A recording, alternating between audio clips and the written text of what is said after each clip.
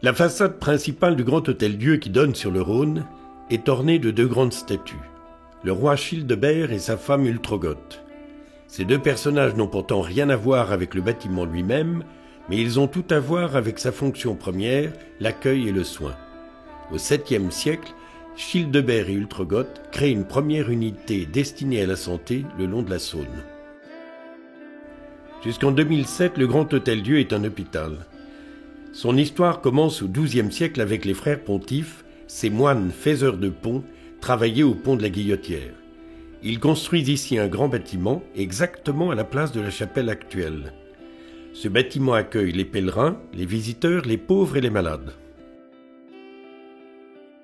Au XVIIe siècle, les recteurs des hospices, les échevins de la ville et les maires successifs permettent la construction d'un hôpital moderne bien ventilé.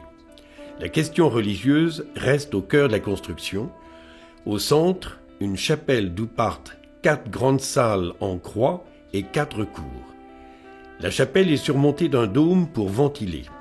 Les miasmes, le nom des microbes, sont supposés monter au plafond, être attirés par la gaine de ventilation pour être rejetés à l'extérieur. Les sœurs hospitalières veillent sur la santé des malades.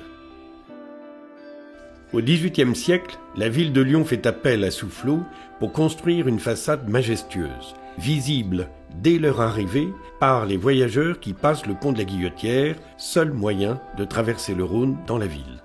L'Hôtel-Dieu devient alors une référence partout en Europe pour son architecture et la qualité des soins.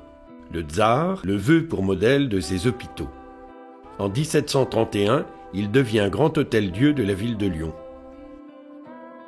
Le 19e et 20e siècle voient l'avènement de la médecine moderne. Les murs du Grand Hôtel-Dieu résonnent de noms fameux, parmi lesquels le chirurgien Joseph Gensoul, pionnier de l'ophtalmologie, Amédée Bonnet, un des précurseurs de la chirurgie orthopédique, Antonin Poncet, promoteur de l'antisepsie, Léon Bérard, pionnier de la lutte contre le cancer, le biochimiste Marcel Mérieux. Dès sa création, le Grand Hôtel-Dieu a été un lieu d'accueil, où l'on considérait que le premier soin était d'apporter une alimentation suffisante et équilibrée. Cette histoire, qui sera perpétuée avec notamment la Cité internationale de la gastronomie, qui mettra à l'honneur l'alimentation et la santé.